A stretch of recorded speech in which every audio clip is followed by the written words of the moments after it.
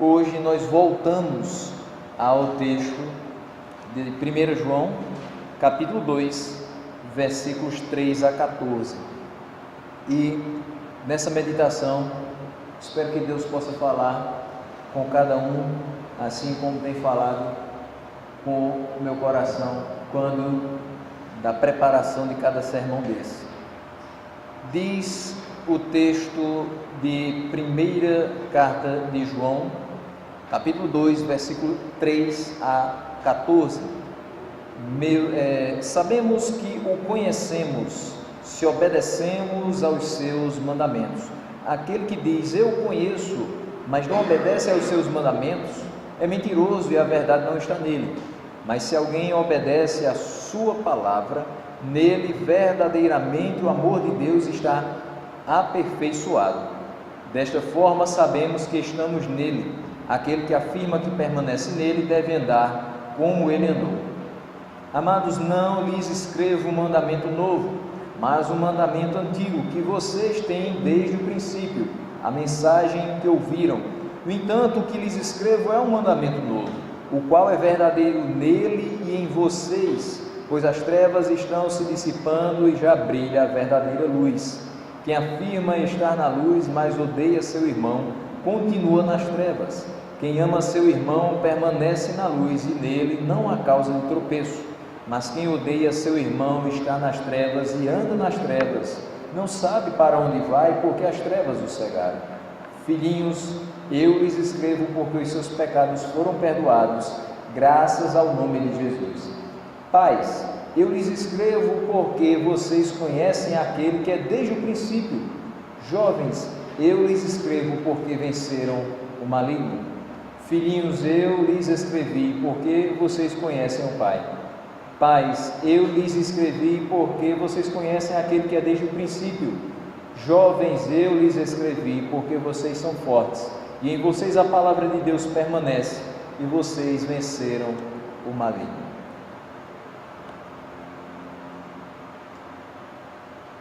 Texto da palavra do Senhor em João vai nos trazer algumas questões nessa noite. Como saber se alguém conhece o Senhor? Como saber se alguém conhece e serve ao Senhor? Como ser reconhecido como daqueles que teve a sua vida resgatada pelo Senhor, lavada pelo Senhor, cujos pecados foram perdoados e cujas vestes foram lavadas pelo sangue do Cordeiro? Como reconhecer essas pessoas? Nós vamos ver com base nesse texto as respostas para essas questões. E fique atento para que você possa buscar essa realidade expressa na porção das Sagradas Escrituras. Meu primeiro ponto de hoje à noite é o princípio da obediência, versículos 3 até o 6. A resposta à primeira pergunta está justamente no versículo de número 3. Como sabemos que alguém conhece e serve ao Senhor?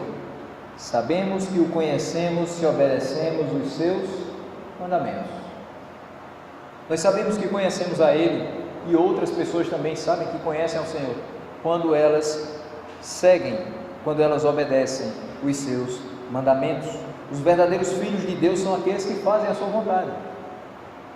Nós temos um pai terreno, que muitas vezes nós desobedecemos. Nós temos um pai que nos dá orientações, nos dá ordens, e muitas vezes a gente acha ruim essas ordens. Não são a mesma coisa do que a nossa vontade. O pai terreno a gente até pode desobedecer, mas a gente recebe sempre uma punição por isso. Seja qual for a punição, tenho certeza que cada um de nós aqui já recebeu.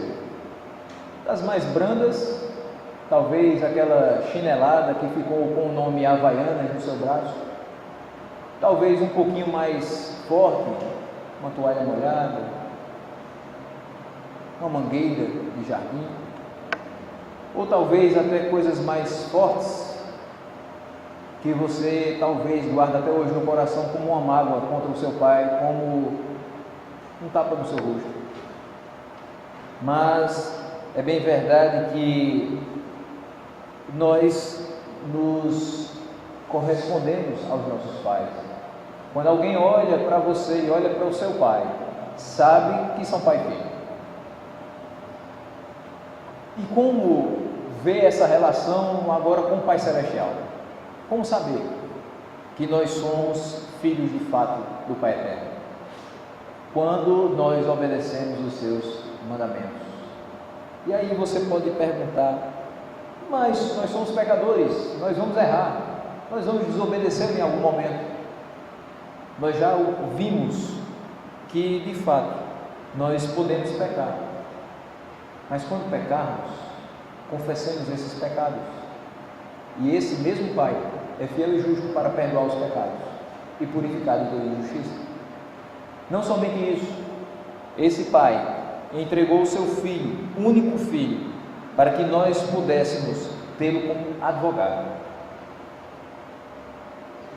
João diz, no começo desse mesmo capítulo que nós estamos trabalhando: meus filhinhos, escrevo-lhes estas coisas para que vocês não pequem.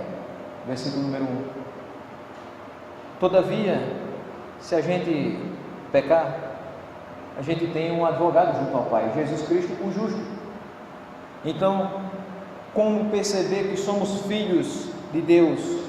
Quando nós nos valemos de Cristo como nosso advogado, quando nós confessamos esses pecados e temos o coração livre, sabendo que fomos perdoados, e seguimos a nossa vida obedecendo os mandamentos do Senhor. Os verdadeiros filhos são aqueles que fazem a sua vontade, que obedecem o que foi registrado nas linhas sagradas. Qualquer comportamento diferente disso é incoerente. Qualquer comportamento diferente disso não é condizente com o que ele estabeleceu. Aquele que diz que o conhece, mas não obedece os seus mandamentos, é mentiroso e nele não está a verdade, diz o versículo de número 4. Como é que você pode dizer: eu conheço Deus, mas você faz tudo o que ele não diz, ou tudo o que ele diz para você não fazer? Eu tive a oportunidade, infelizmente por mais de uma vez, de escutar pais e mães dizendo: meu filho faz tanta coisa errada, me desobedece tanto, nem parece que é meu filho. E já escutei também dizeres do tipo: eu não queria ter um filho desse, era melhor que eu tivesse nascido. Quando nós pecamos, diferente de mães e pais terrenos, Deus não olha para nós e diz: era melhor que você não tivesse nascido. Pelo contrário, Ele diz: ainda bem que você nasceu, eu irei lhe aperfeiçoar pelo meu poder. Você tem se desviado da minha vontade, mas eu tenho como fazer com que você volte para ela. Eu vou impulsionar o seu coração para as Escrituras. Eu vou fazer com que você pense a respeito da sua vida, não mais pela sua própria cabeça, mas por aquilo que eu deixei como mandamentos. Nós conhecemos o Senhor, mas nem sempre conseguimos obedecer os seus mandamentos. Mas muitos deles a gente consegue. E aí não é motivo de se desesperar, é motivo de agradecer ao Senhor e continuar orando, pedindo a sua orientação para todos os dias das nossas vidas. Nós precisamos entender que se Ele nos deu vida juntamente com Cristo e pela graça nós somos salvos, não há outra forma de viver esta vida a não ser em santidade.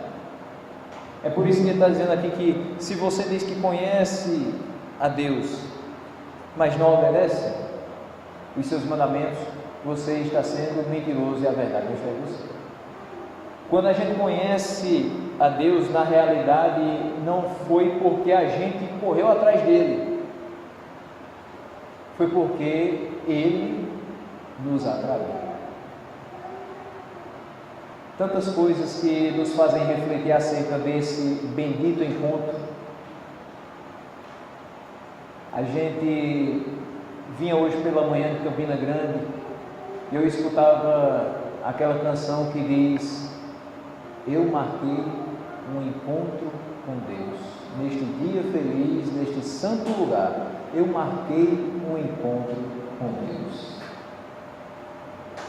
Eu encaro como uma licença poética, porque na realidade nós não marcamos um encontro com Deus.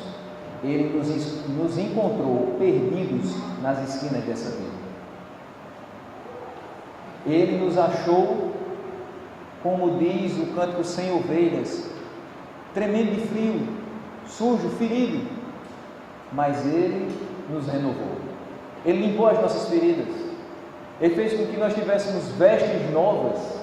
Ele fez com que a gente andasse agora com a cabeça erguida, não por orgulho, mas por ter dignidade diante das pessoas. Ele, de fato, agiu conosco como um pai que ama o seu filho. Então não há outro modo de viver diante dele que não seja agradecido por esse tratamento, que não seja obedecendo às suas ordens. Quando a gente pensa no Pai que Deus nos deu aqui na terra, talvez a gente pense com carinho. Eu espero que você pense com carinho a respeito do seu Pai aqui na terra, e que você lembre dele como um homem que batalhou por você, que fez o melhor que podia dentro das suas limitações, para que você pudesse desfrutar do melhor que essa terra pode oferecer. Porque é justamente isso que Deus faz. Ele entrega o seu único filho, para que ele não seja mais único, mas seja o primogênito entre muitos irmãos. E quem são esses irmãos? Nós, que fomos alcançados pelo derramamento do seu sangue. Então, como não obedecer a quem derramou sangue por nós? Como não obedecer a quem entregou a sua vida sem dizer: eu não queria, eu não posso, eu não tenho como passar por isso. Na realidade, eles devem passar por isso. Cristo não fez. Ele foi obediente até a morte, e morte de cruz. Como ovelha muda perante os seus tosqueadores, ele não hesitou, ele não abriu a boca, mas foi ao sacrifício por cada um de nós. A única coisa que ele requer é que nós sejamos obedientes. Como saber que alguém conhece e serve ao Senhor? Se essa pessoa, de fato, obedece os seus mandamentos. Mas eu preciso guardar os 10 de uma vez só? Então não tem quem seja crente? De fato, a palavra de Deus diz: ah, Senhor, se tu olhares as iniquidades, quem, Senhor, subsistirá? Contigo, porém, está o perdão. Nós precisamos sim buscar cumprir com os mandamentos, mas sabendo que toda vez que a gente tropeçar, há sim um perdão, há um incentivo para continuar caminhando. Nós fomos salvos e servimos ao único Deus, que é santo, santo, santo. Nós precisamos ser santos, santos, santos. É isso que Ele pede de nós, é isso que vai marcar a nossa vida, é isso que vai fazer com que pessoas reconheçam que nós somos de Deus. A nossa maior busca aqui na terra é ser santos como Ele é, e isso se evidencia pela obediência aos seus mandamentos. Aquele que não faz a vontade do Senhor corre o risco de provocar nos ímpios a seguinte expressão: e não é crente? Já ouviu essa expressão? Eu espero que você nunca mais escute. Às vezes pode dizer: só vive na igreja, ele está fazendo isso. Por quê? Porque você diz com a sua boca que é chamado pelo Senhor, que foi salvo por Ele, e que o sacrifício do seu filho foi válido para o perdão dos seus pecados, mas o seu comportamento diz o contrário. Infelizmente, quando desobedecemos, não fazendo a vontade do Senhor, corremos o risco de ser julgados dessa forma, e dando razão. Pior é isso. Meus irmãos, eu digo que há poucas coisas nessa vida que representem tamanha derrota como essas expressões. Uma pessoa olhar para a gente e dizer: isso é crente? Fazendo isso? Você tem certeza que você frequenta a igreja, que você carrega a Bíblia debaixo do braço? É isso mesmo? É melhor alguém chegar para você e dizer assim: nossa, como você é feio. É menos ofensivo. Mas o pior é que a gente se torna extremamente feio, sujo, indigno, quando não faz a vontade do Senhor. A nossa beleza está na obediência, a nossa beleza está em ter a vida de Cristo em nós. De fato, se nós não vivemos como Cristo quer, nós somos mentirosos e a verdade do Evangelho não está em nós. Em resumo, se nós não vivemos como regenerados, não abramos a boca para dizer que somos crentes. Mas, se obedecemos a sua palavra, sabemos que estamos nele. Diz o versículo 5, se alguém obedece a sua palavra, nele verdadeiramente o amor de Deus está aperfeiçoado. Desta forma sabemos que estamos nele. Veja, quando nós obedecemos a sua palavra, nós sabemos que estamos ligados a ele. Nós não temos condição de sozinhos cumprir a lei de Deus. Eu já falei aqui na congregação de algumas coisas estranhas que pessoas falam em determinados momentos. Em uma determinada sabatina pastoral, um candidato ao ministério disse que Jesus Cristo tinha 14 naturezas. Só para deixar claro, ele tinha só duas: humano e divino. Em determinada cidade, conheci um rapaz que dizia: eu tenho 9 dons. Nós vimos aqui, pelo texto de Coríntios, na escola bíblica dominical, são apenas 7. E na realidade, o melhor deles, talvez a gente não tenha buscado. E quando a gente observa pessoas que dizem: eu cumpro os 10 mandamentos, eu fico com vontade de chegar perto dessa pessoa e encostar meu braço nela para ver se eu pego um pouco dessa capacitação que ela tem, porque eu não consigo. Talvez você também deva chegar perto dessa pessoa, se encostar nela para ver que se quando ela for para o céu, você pega no pé dela e sobe junto, porque ela é santa demais. Não existe super crente, já diria o pastor Paulo Romero, que escreveu o livro Super Crentes, e disse: não tem quem consiga vencer todas as tentações desse mundo. Não tem quem diga não ao pecado. É tão simples. A gente não consegue dizer não ao pecado. E como é que a gente quer dizer agora que cumpre os 10 mandamentos? Mas teve um personagem na história bíblica que queria dizer ao próprio Cristo que cumpria todos os mandamentos. Mas eu acho que aquela pessoa, talvez, no fundo do seu coração, sabia que não cumpria todos. Olha a pergunta com a qual ele chega perto de Jesus: Mestre, como poderei herdar a vida eterna? Peraí, se alguém quer saber como herdar a vida eterna, essa pessoa não entendeu ainda que não é pelos seus esforços, mas é pelos méritos de Cristo. Se o sacrifício de Cristo não foi válido por você, perdão, sua vida estará em perdição eterna. Caso contrário, ou seja, se Cristo de fato morreu por você, então você tem a vida eterna. Não é pela nossa forma de correr atrás das coisas, não é pela nossa forma de falar da palavra de Deus, é pela forma como Cristo morreu por nós, é pela forma como Ele age com misericórdia na nossa vida. Sozinhos nós não cumprimos a lei de Deus. Ele olha para o jovem rico e diz: é fato que tens guardado todos os mandamentos? Ele diz: sim, todos, desde a minha mocidade.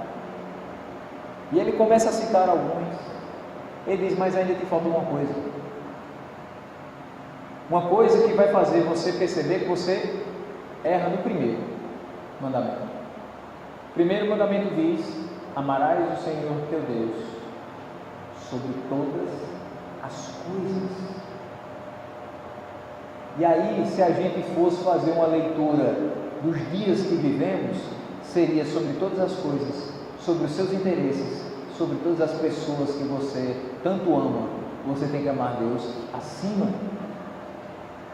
E aí aquele jovem diz: o que é que eu tenho que fazer então? Se me falta uma coisa, me diz o que é. E ele diz: vende todas as coisas que você tem, dá aos pobres e me segue. Se fosse hoje, eu tenho certeza, com a licença poética também, de qual seria a resposta de alguma pessoa. Está louco? Vender tudo que eu tenho? Eu vou viver com o quê? Não, você está brincando comigo, né? Não, ele não estava brincando. Ele estava dizendo exatamente o que aquele jovem precisava fazer para nunca mais se perder na vida. Sabe qual é o seu problema, jovem rico? Não é o seu dinheiro, é o seu coração. Você pode ser rico, mas o seu coração não pode estar nas riquezas, porque onde está o teu tesouro, ali está o teu coração. O teu coração está voltado para as riquezas. Esse é o teu tesouro, é nisso que você se firma, é nisso que você se agarra quando as coisas estão ruins. Você não confia em mim totalmente. Se as coisas derem errado, qual é o seu primeiro pensamento? Eu vou orar ao Senhor, eu vou pedir oração na igreja, ou é, deixa eu ver quanto eu tenho esse mês para poder pagar isso? Sabe quem também percebeu que os recursos não eram bastante? A mulher do fluxo de sangue. 12 anos, gastou com todos os médicos da época. Ninguém dava jeito naquela hemorragia. Até o dia em que ela simplesmente tocou em Jesus.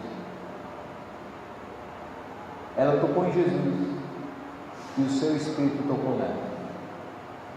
Ela não precisou gastar um centavo, mas alcançou a vida eterna.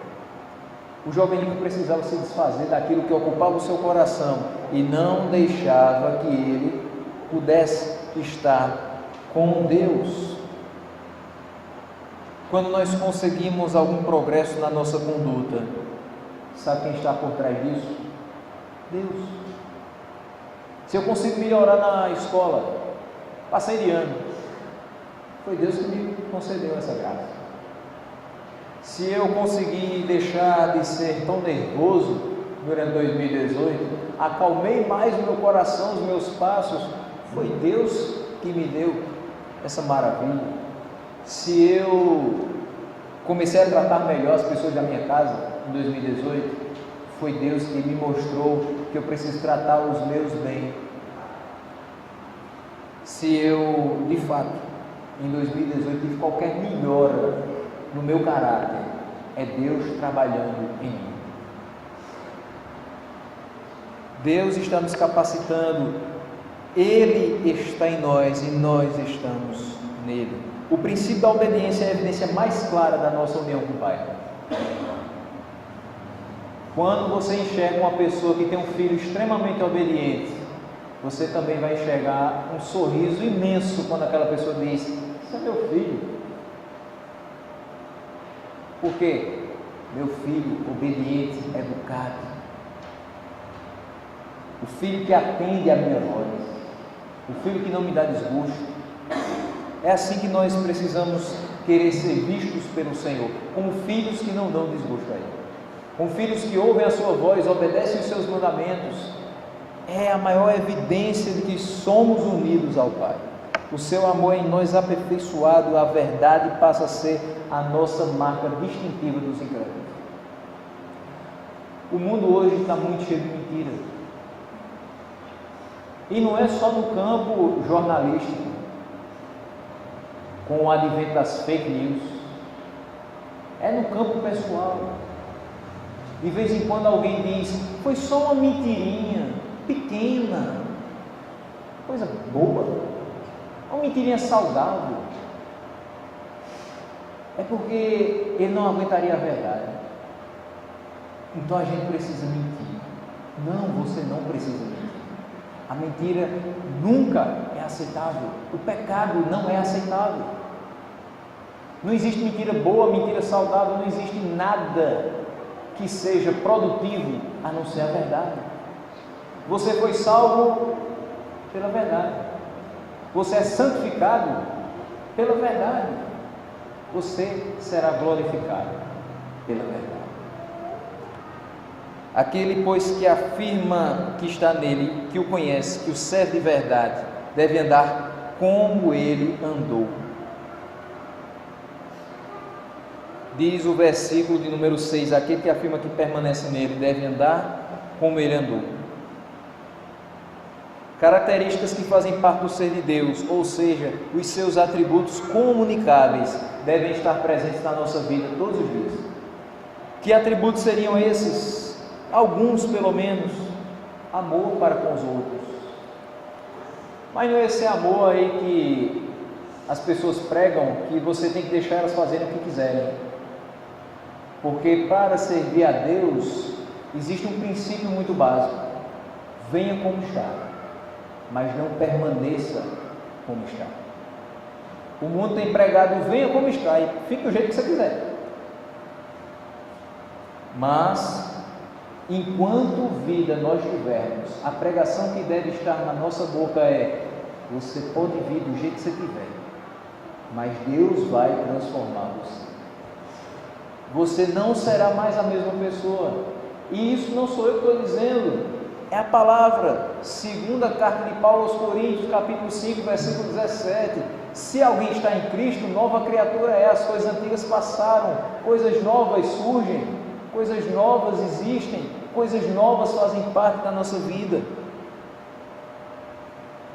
Mas eu preciso ter amor para com os outros, um amor que diz: você está totalmente errado, mas eu quero te ajudar a acertar. Um amor que diz: você está todo quebrado na estrada dessa vida, mas eu vou te levar para os médicos dos médicos. Você está sem casa, sem território, você está sem rumo de casa, você não sabe nem para onde vai, mas eu vou te levar para a casa do Pai. Eu quero que você tenha um teto eterno, tanto quanto eu tenho. Nós precisamos ter paciência no trato com pessoas que não fazem as coisas da mesma forma que nós. Isso é um erro que talvez todos nós cometemos: a impaciência com quem não faz aquilo que nós fazemos. Eu quero que a pessoa deixe o microfone desse mesmo jeito. Ela vem aqui, pega, e ela tem que deixar do mesmo jeitinho. Se ela não deixar do mesmo jeito, eu vou surtar. E pessoas têm surtado com impaciência. Isso nas coisas mais simples, as coisas mais complexas. Nós temos visto dentro de casa pessoas que têm impaciência porque determinado parente não colocou a sua comida da maneira que você queria. Quantas vezes nós enxergamos maridos que gritam com mulheres porque elas simplesmente colocaram um pouco mais de feijão no prato? Falta de paciência, falta de obediência ao que o Senhor diz. Você precisa ter paciência no trato com as pessoas. Talvez você também tenha visto mulheres que gritam com seus maridos porque eles chegaram um pouco mais tarde no trabalho e elas já pensam 1001 coisas. Falta de paciência para ouvir, dialogar, pedir a Deus sabedoria para conviver com as pessoas, de dentro e de fora. Nós precisamos de bondade em tudo o que nós pensarmos e fizermos, porque o mundo já está cheio de maldade, na cabeça, no coração, nas palavras, na forma de fazer as coisas. E nós somos chamados à santidade, ou seja, à bondade nas nossas ações. Nós somos chamados à misericórdia para com quem errou, e nós somos chamados a ter habilidade na recondução de pessoas faltosas, arrependidas. Nós temos que trabalhar a nossa vida e deixar que Deus trabalhe muito mais, para que, de fato, a resposta como conhecer quem conhece e serve o Senhor se ache na nossa vida. Nós cumprimos, nós obedecemos os mandamentos do Senhor. Mas aí ele traz um outro mandamento, o mandamento do Senhor do versículo 7 até o versículo 11. O mandamento do Senhor permanece para nós o mesmo, é exatamente a mensagem que nós ouvimos. E o que foi que nós ouvimos? Amarás o Senhor teu Deus de todo o coração, de todo entendimento, com todas as tuas forças e acima de todas as coisas. Amarás o teu próximo como a ti mesmo. O mandamento do Senhor é o mesmo: amar a Ele e amar o próximo. Um amor que não encobre os erros, mas que perdoa, porque nós fomos perdoados. Dívida muito maior Ele pagou por nós.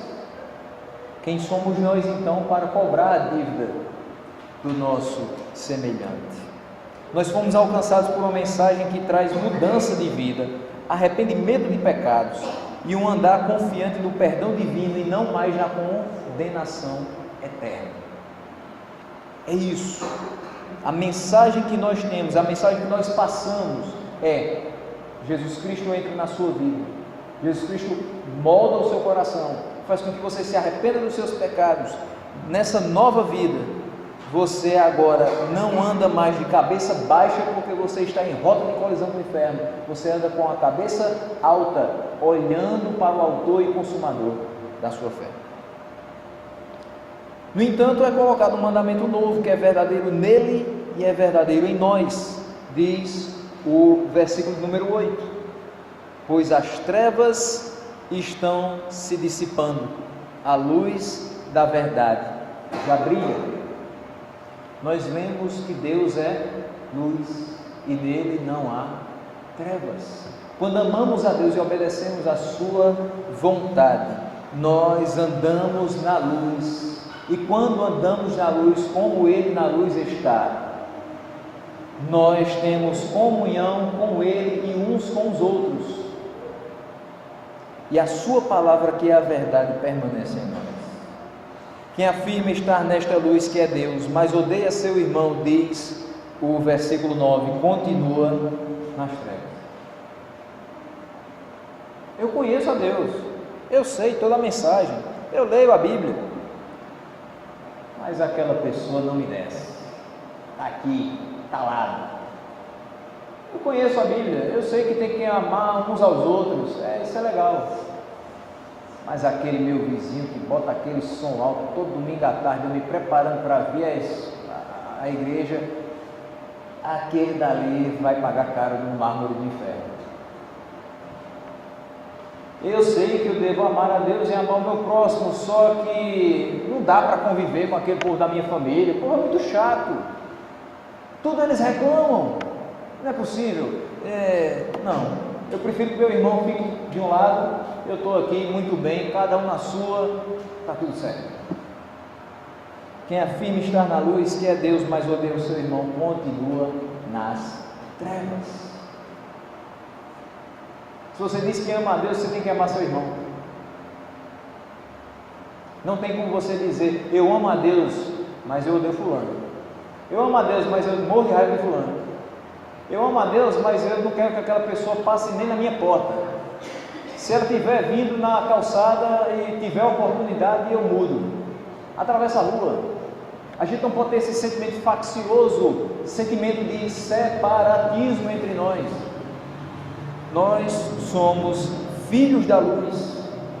O ódio não pode fazer parte do coração do crente, seja destinado ao ímpio, seja destinado ao irmão seu. O resumo dos mandamentos do Senhor é amar a Deus sobre todas as coisas e ao próximo como a si mesmo. Portanto, aquele que odeia seu irmão não conhece de verdade o Senhor, que nos ordena amar o nosso próximo. Mas não somente Ele. Quer ver como esse mandamento fica mais pesado? E a gente tem que continuar obedecendo esse mandamento? Irmãos, amem os vossos inimigos. e orem pelos que vos perseguem. Você quer ser reconhecido como filho de Deus. Eu espero que nós sejamos reconhecidos como filhos de Deus em 2019, em toda a nossa vida, que nós façamos diferença na vida de outras pessoas com a pregação desse Evangelho, mas também com a nossa conduta exemplar de pessoas que, apesar da tristeza, da perseguição, apesar da tristeza e do peso, do ódio de algumas pessoas, nós amamos a Deus, nós amamos o nosso próximo, nós oramos pelos que nos perseguem. E talvez as pessoas nos tenham como inimigos, mas nós particularmente não temos nenhum inimigo. Portanto, aquele que odeia seu irmão está faltando com esta orientação do Senhor. Quem ama o seu irmão permanece na luz, ou seja, permanece em Deus, diz o versículo de número 10. Nele não há causa de tropeço, pois ele está firmado no princípio da obediência. Todo servo do Senhor obediente, nele não haverá causa de tropeço. Se nós seguimos observando o nosso caminho dentro do que Deus estabelece na sua palavra, não há em nós um motivo de tropeçar ou fazer outros tropeçarem. Ou seja, não haverá em nós, pelo princípio da obediência, motivo de pessoas dizerem: você não representa Deus. Ou pessoas dizerem assim: para ser crente igual fulano é melhor ficar do jeito que eu estou. Não cause tropeço, não seja tropeço, mas peça que Deus aplane os seus caminhos, firme os seus passos na sua palavra. O nosso comportamento deve ser exemplar, principalmente no trato com os nossos irmãos, para que o mundo veja em nós o amor do nosso Deus. Quem não ama seu irmão está e permanece nas trevas, está cego pela muita escuridão que lhe cobre.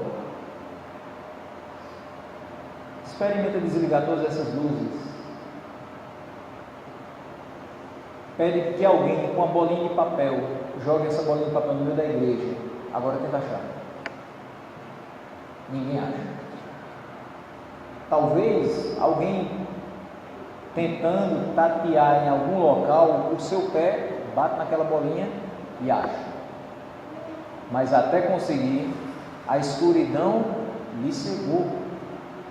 Aquele que anda nas trevas, aquele que não ama seu irmão, aquele que tem um coração fechado, que não perdoa, que é rancoroso, que tem mágoas, que não entende os mandamentos do Senhor, vai passar 2019 assim, tateando para ver se encontra o caminho. Sabe o que a gente tem que fazer?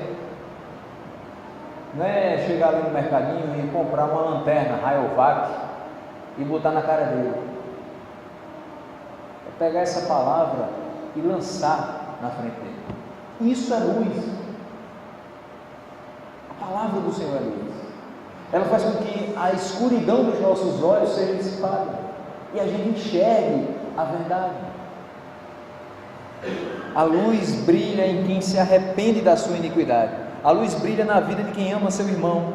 A luz torna clara a vida daquele que segue o princípio da obediência. Por último, nós temos os motivos de escrever para filhos, pais e jovens. João vai falar com essas três categorias.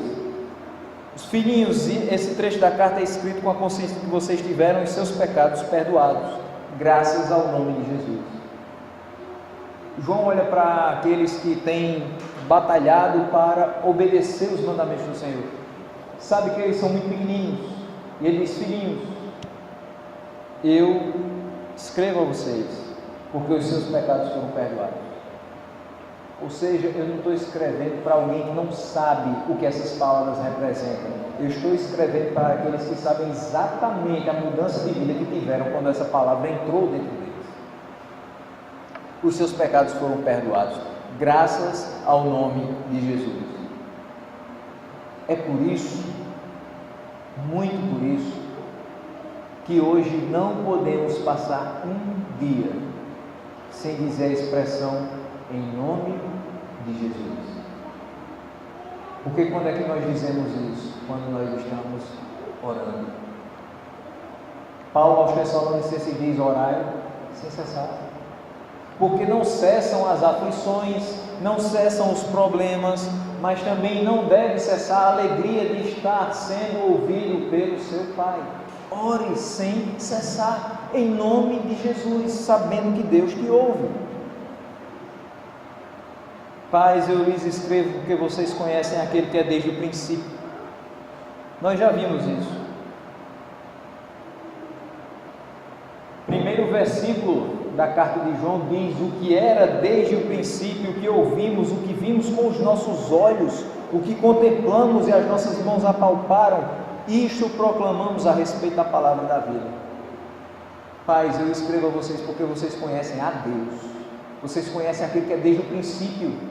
Antes que você pensasse em surgir, Deus já tinha programado a sua vida. Mas não somente programado a sua vinda, Ele já tinha determinado a sua salvação. Não somente determinado a sua salvação, Ele já tinha lhe dado vida eterna.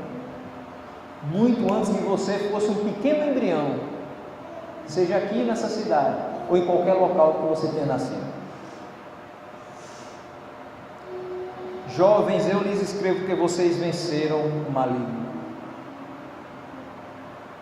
Jovens, vocês não venceram o maligno porque vocês são totalmente santos. Não existe isso.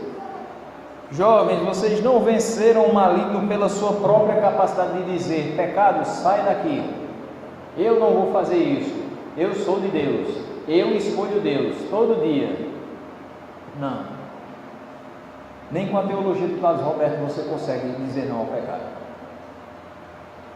Jovens, vocês não venceram o mal porque vocês estão debaixo da escuridão, mas vocês venceram porque vocês estão na luz, porque vocês têm obedecido ao Senhor e a sua verdade permanece em vocês. Por isso vocês venceram o maligno. Ele termina dizendo: filhinhos, eu lhes escrevi porque vocês conhecem o Pai. Pai, eu lhes escrevi porque vocês conhecem aquele que é desde o princípio.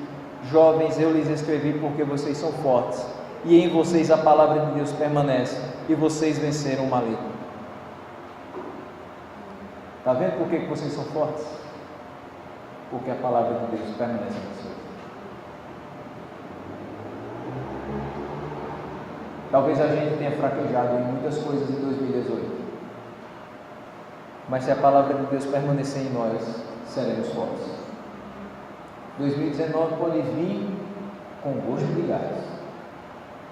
Estaremos fortes, porque estaremos na luz, estaremos firmados na palavra, e essa palavra em nós nos faz vencer o maligno.